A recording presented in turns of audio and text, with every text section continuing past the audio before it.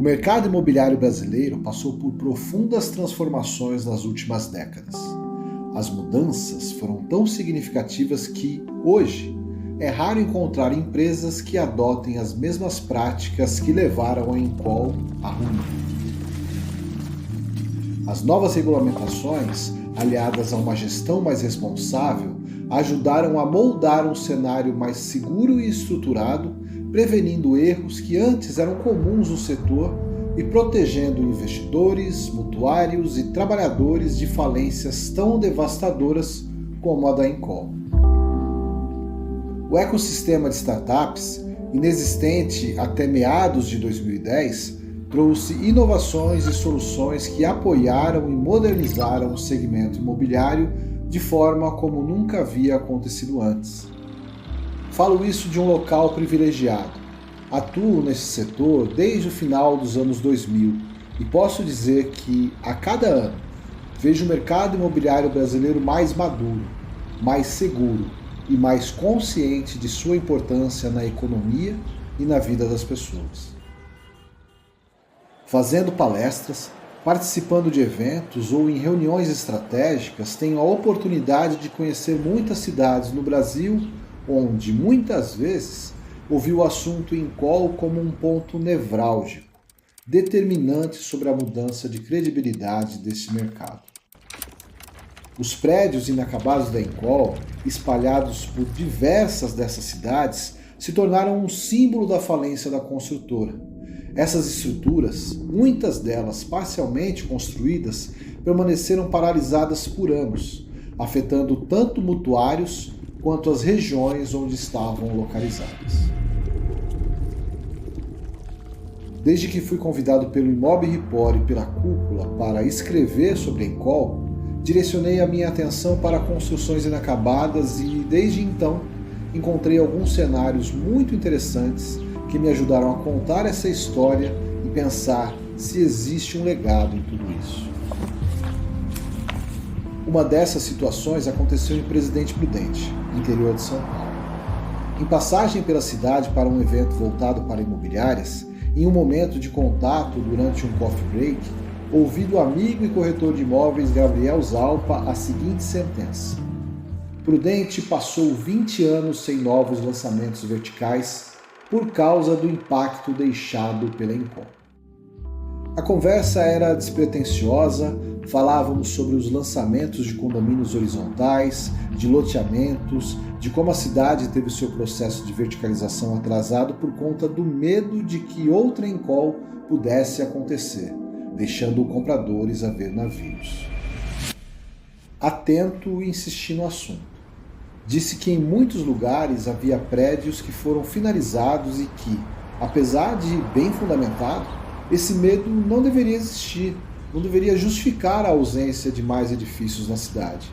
Gabriel disse que, na verdade, sim, o medo da população e os argumentos dos corretores coexistem, pois, ali perto, em área nobre de Presidente Prudente, havia um desses esqueletos da Encol. Sem pensar duas vezes, pedi a Gabriel o endereço e, logo após o evento que participávamos, parti com o Vitor Schreiber, editor desse podcast e que me acompanhava na ocasião, para o bairro do Bosque, na região central de Presidente Prudente. Eu sou Denis Levati, historiador e profissional do mercado imobiliário, e você está ouvindo a Saga da Encol, Ascensão e Queda de um Gigante Imobiliário. Um conteúdo original Imob Report, e no 6º e último episódio você vai conhecer o legado da Encol e as lições que podemos tirar dessa incrível história. O bairro do Bosque é uma área residencial de classe média em Presidente Prudente. Os apartamentos anunciados variam entre 600 mil e R$1 milhão, segundo o portal Zap. Comparado a outras regiões, o valor do metro quadrado me pareceu abaixo do praticado em outras cidades do mesmo porte. E isso em um bairro estruturado, próximo a shopping, a centro universitário e dispondo de toda a infraestrutura que uma cidade com 230 mil habitantes oferece. Acontece que no bairro há uma incômoda presença na vizinhança. Um verdadeiro fóssil do mercado imobiliário dos anos 1990. o edifício Saint-Germain Residence, um legítimo encol em todos os detalhes, como diz o panfleto do empreendimento, preservado pela imobiliária Samburá, da família de Gabriel Zalpa e que você pode conferir na descrição deste episódio. Projetado para ter 20 andares e apenas 40 apartamentos, a obra inacabada do Saint-Germain está apenas no terceiro pavimento. Murada e com calçada, transformou-se em paisagem na tranquila rua residencial do bairro do Bosque. Recentemente, em julho de 2023, foi notícia do Portal Prudentino sob a manchete: abandonados e berços da dengue, prédios podem ser desapropriados em Presidente Prudente. E a notícia continuava no subtítulo: esqueleto de obra parada na década de 90 é ameaça constante a vizinhos. No corpo da matéria, o texto segue. O esqueleto de um prédio no bairro do Bosque, a 2 quarteirões do centro, teve suas obras paralisadas ainda na década de 1990, quando a construtora Encol faliu.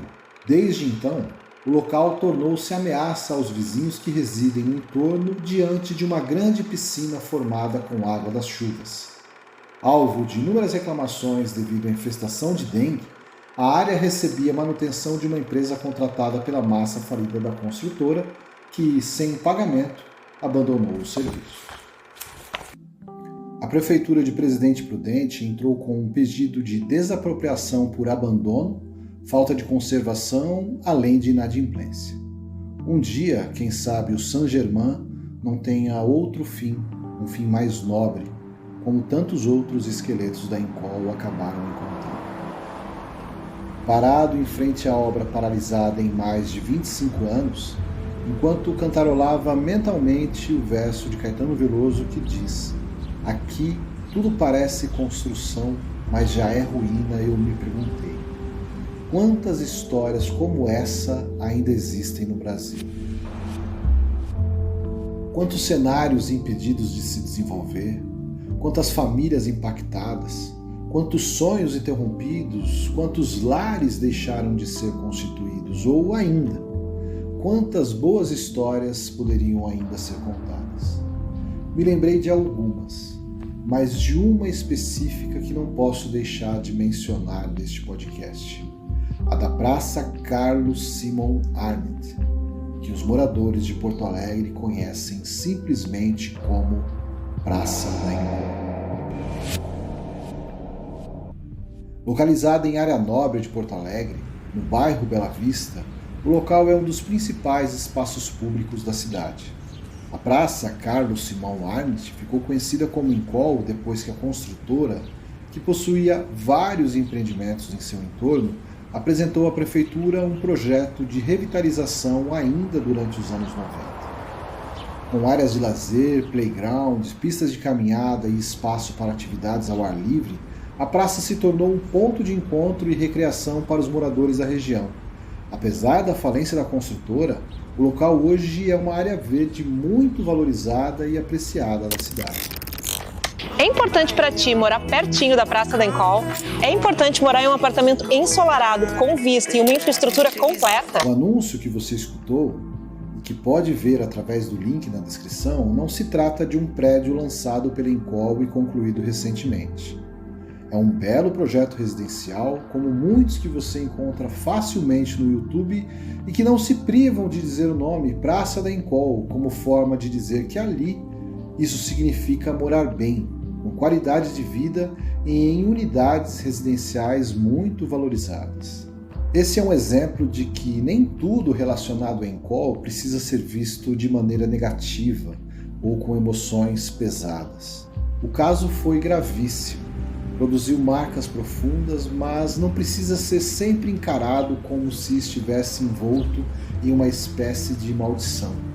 Existem aspectos que transcendem o fracasso da empresa, mostrando que há sim legados que podem ser reconhecidos sem esse estigma. Leis foram modificadas, entendimentos reescritos e lições foram aprendidas. passou-se a dar mais importância à governança corporativa e o setor imobiliário, como já disse, evoluiu.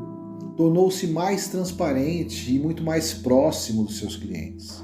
O caso Incol evidenciou a necessidade de leis mais rigorosas que protejam trabalhadores e consumidores de falências, promovendo mais segurança e regulamentação no setor imobiliário. Entre as principais lições do caso Incol estão as relacionadas a regulações e mudanças legais.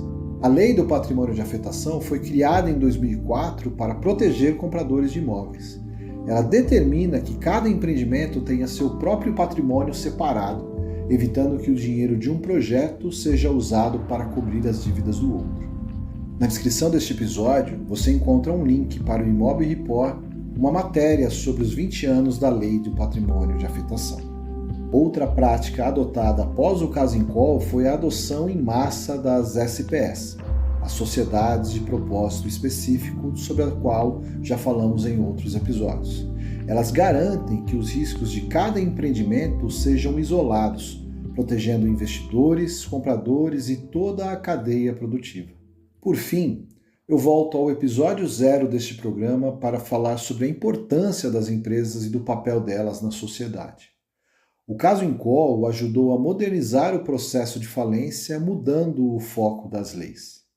Enquanto na antiga, o foco era voltado principalmente para a liquidação dos ativos da empresa falida e o pagamento dos credores, priorizando assim a extinção da mesma, na nova Lei de Falências, publicada em 2005, houve um enfoque em dar fôlego para a empresa, dando ênfase na recuperação judicial e extrajudicial como alternativas à falência, visando preservar a empresa, os empregos e a continuidade da atividade econômica além da reestruturação de dívidas.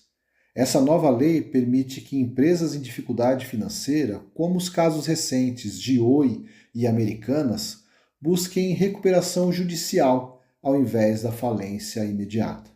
Infelizmente, ela chegou tarde para clientes, funcionários, credores e para a própria Incol. Meu nome é Denis Levati. Este foi a saga da Incol, ascensão e queda de um gigante imobiliário, um conteúdo original Imob Report. Agradeço pela sua companhia até aqui, um abraço e nos encontramos pelos caminhos do mercado imobiliário.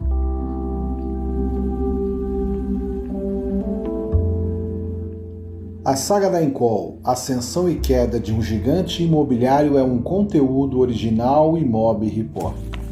Os áudios das matérias mencionadas são da TV Record, TV Globo, Bandeirantes, SBT e as propagandas da Incol mencionadas estão disponíveis no YouTube. Eu sou Denis Levati, responsável pela pesquisa, roteiro e locução deste podcast. A edição, sonografia e mixagem ficou por conta de Vitor Schreiber. A supervisão do podcast é de Michel Prado e o projeto gráfico e identidade visual é da Cúpula.